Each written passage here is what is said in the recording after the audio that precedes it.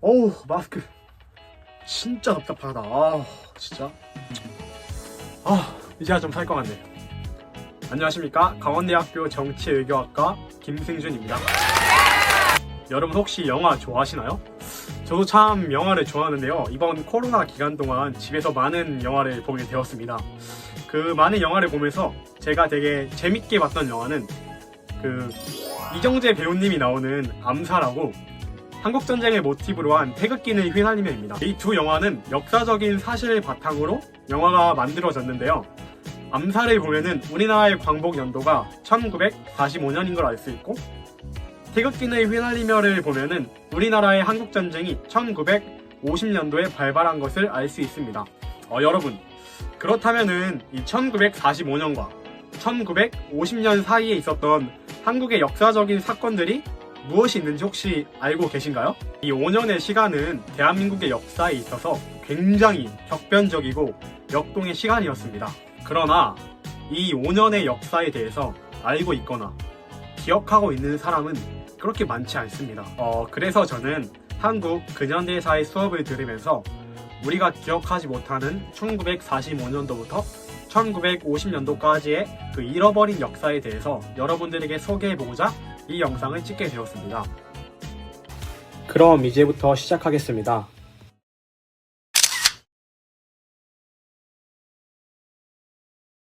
(1942년 12월) 시작된 제2차 세계대전이 1943년 들어 연합국의 우세가 확실해짐에 따라 연합국 측은 전후 문제를 논의하기 위해 1943년 카이로 회담을 열었습니다. 여기에서 한국에 대해서는 적당한 시기에 독립시킬 것을 결의하였습니다. 그리고 1945년 2월 얄타 회담에서는 신탁 통치가 거론되었으며, 그해 7월 포츠담 선언에서는 카이로 선언이 재확인되었습니다. 그리고 8월 6일 일본의 나가사키와 히로시마의 원자 폭탄이 투하되었고, 8월 9일 얄타 협정에 따라 러시아가 대일 선전포고를 한 데 이어 10일부터 38선 이북 전역을 러시아가 점령하기 시작하였습니다. 이에 러시아의 남하를 우려한 미국은 38선 분환안을 제기하였습니다. 후 1945년 8월 15일 일본이 무조건 항복을 하고 난 후 9월 8일 미국군이 인천에 상륙하였으며, 이로써 한반도는 자유주의 미국과 사회주의 러시아가 분할 점령하게 되었습니다.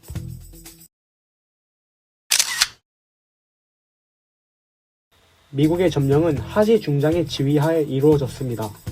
미 육군 24군단이 9월 8일 인천에 상륙하였고, 이후 서울에 들어와 9일 38도 이남 지역에 대한 군정을 포고한 데 이어 12일 아놀드 소장이 군정장관에 취임함으로써 본격적인 군정체제를 갖추기 시작하였습니다.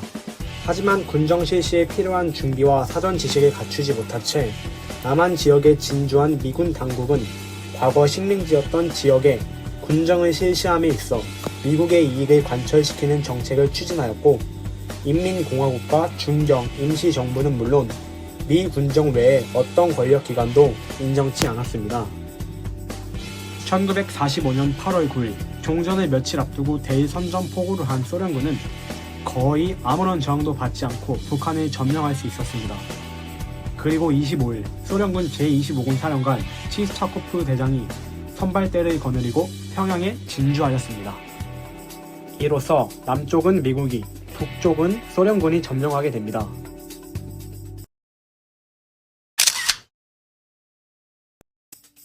광복 후 그동안 억눌려왔던 한국민들의 정치 참여 욕구는 일시에 분출되어 전국 도처에서 정당이 우후죽순처럼 등장하였습니다. 각 정당은 이에 따라서 정치적 노선을 뚜렷하게 드러내었는데, 대략 극우, 온건우익, 중간파, 온건좌익, 극좌로 구분되었습니다. 가장 먼저 그 모습을 드러낸 것은 조선건국준비위원회였습니다.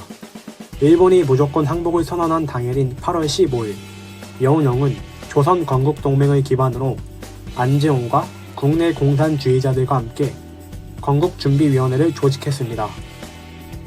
한편 해방 직후 자신들의 과거 친일 경력 때문에 활동을 자제하며 인정봉대를 주장, 건준 참여를 거부했던 송진우, 김성수 등을 중심으로 하는 지주, 자본가 및 세력은 1945년 9월 한국민주당을 창당했습니다. 또한 해외 인사 가운데 가장 먼저 귀국한 이승만은 무조건 대동단결과 반공을 내세우며 독립촉성중앙협의회를 결성하였습니다. 이 외에도 뒤늦은 11월 개인 자격으로 귀국한 김구 등의 충칭 임시정부 세력은 임정의 법통을 주장하며 한국 독립당을 결성하였습니다. 또한 소련군이 점령한 38선 이북 북한에서도 정당과 사회단체가 조직되었습니다. 북한의 공산주의자들은 1945년 10월 조선공산당 북조선 분국을 만들었고 조만식 등이 북한의 민족주의를 대변하는 조선민주당을 창당했습니다.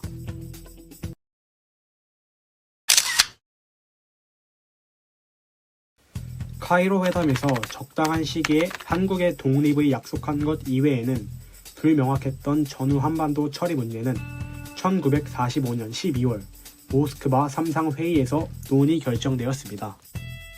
모스크바 3상 회의 결정안에서 한국의 전후 처리는 첫째, 한국을 완전한 독립국으로 발전시키기 위해 임시정부를 수립한다. 둘째, 한국 임시정부를 수립하기 위해 미국과 소련의 양군 사령부 대표로서 미소공동위원회를 2주일 이내에 구성한다. 셋째, 한국의 완전한 독립을 목표로 미국, 소련, 영국, 중국 4개국에 의한 최고 5년간의 신탁통치안을 협의한다고 결정되었습니다. 그러나 즉시 독립정부의 수립을 갈망해온 전 국민은 이러한 결정에 분노할 수밖에 없었습니다. 따라서 그해 12월 30일에 반탁 전국대회를 열고 100여 개의 애국사회단체와 정당의 이름으로 신탁통치를 반대한다는 성명을 발표하였습니다. 또한 12월 31일에 권동진을 위원장으로 추대하여 신탁통치 반대 국민총동원위원회를 조직하고 반탁 시위대회를 전개하였습니다. 신탁통치에 대한 반응은 북한에서도 마찬가지였습니다. 조만식을 중심으로 한 조선민주당의 주도로 광범위한 반탁운동이 전개되었고 공산주의자들도 반탁의 뜻을 명백히 하였습니다.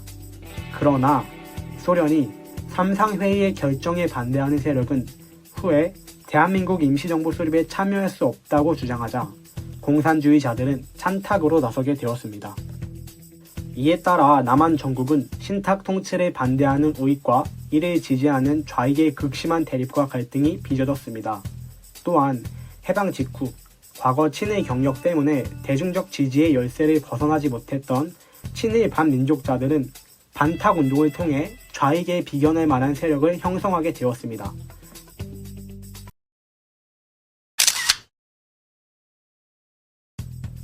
한국의 신탁 통치와 임시정부 수립을 위한 제반 문제 해결을 위하여 모스크바 3상 회의에서 결정된 제3조 2항과 3항의 조항에 따라 미소공동위원회 제1차 회의가 열렸습니다. 그러나 미소공동위원회는 벽두부터 난관을 부닥뜨리게 되었는데 가장 큰 논란은 민주주의라는 용어와 민주주의 재정당에 관한 해석을 둘러싸고 일어났습니다. 결국 이러한 의견 대립으로 1946년 5월 1일 공동성명 제7호까지 발표하였으나 아무런 결실 없이 5월 6일부터 휴회에 들어가게 되었습니다. 그 뒤 1947년 5월 21일 제2차 미소공동위원회가 열렸으나 결국 결렬되었습니다. 이로써 미소공동위원회는 실패하게 되었습니다.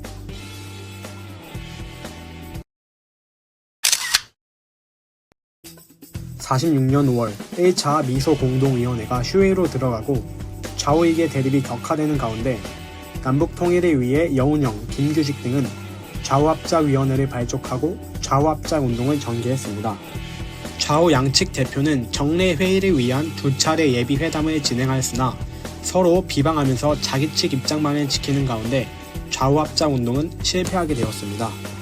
좌우합작운동은 일반 민중과 정치 지도자들의 상당한 관심을 모으며 진행되었으나 합작 원칙 중 신탁 통치 문제, 토지 개혁 및 주요 산업 처리 등 경제 정책의 문제, 친일파 처리 문제를 둘러싼 좌우의 대립과 좌익계의 합작 5원칙과 우익계의 합작 8원칙에서 서로 합의를 보지 못한 채 결국 운동은 정체 상태에 빠지고 영향력을 상실해 갔습니다.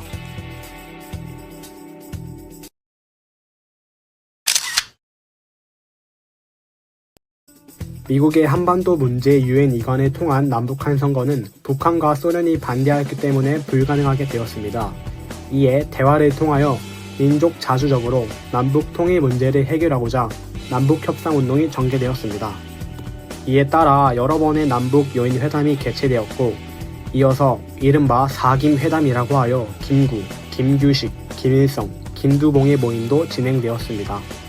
그러나 남북협상은 아무런 성과도 거두지 못하고 이후 대한민국 정부 수립 과정에서 이들 통일정부 수립 노선을 택하였던 인사들이 배제되는 결과만을 가져왔습니다.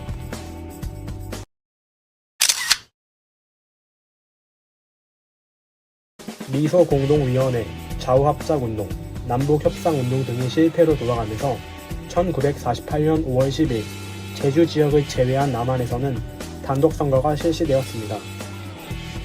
이후 1948년 5월 31일 열린 재헌국회는 국호를 대한민국으로 정하고 7월 17일 대통령제와 시장경제를 바탕으로 하면서 균등 경제를 지향하는 헌법을 공포했습니다.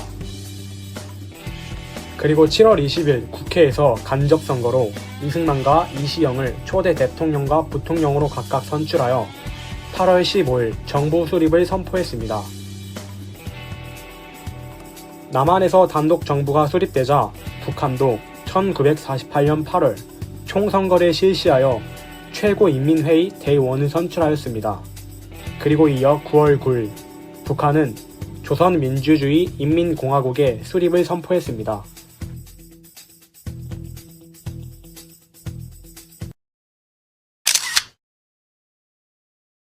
이로써 한반도에서의 해방의 역사는 미소의 대립과 국내 정치 세력의 이해와 대립 관계 속에서 엉뚱한 분단이라는 결과로 기결되었습니다. 이것은 해방 뒤에 미국과 소련의 냉전이라는 먹구름이 민족 내부의 문제로 전환된 결과였습니다. 그 결과 남북한에서 이념과 체제를 달리하는 두 국가의 성립은 민족 통일이라는 새로운 역사적 과제를 만들어냈습니다. 영국의 역사학자이자 정치학자인 E.H. 칸은 역사를 잊은 민족에게 미래는 없다고 말하였습니다. 대한민국 역사에 있어서 1945년도부터 1950년도 이 5년의 시간은 해방 이후의 격동적인 사건들과 대한민국 정부가 건국되는 아주 중요한 역사적 사건들이 있었던 역사적 시기입니다. 하지만 우리에게 있어서 이 5년의 시간은 어쩌면 잃어버린 역사라고 표현이 될 만큼 다른 역사적 사건과 다른 어떠한 역사적 시기에 비해서 그 관심과 이해도가 적다고 생각합니다.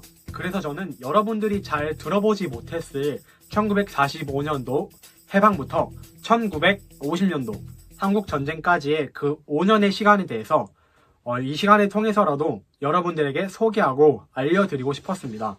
이상 긴 영상을 시청해주셔서 감사드리고 강원대학교 교육혁신원 동영상에 좋아요와 구독 눌러주시면 감사하겠습니다. 감사합니다.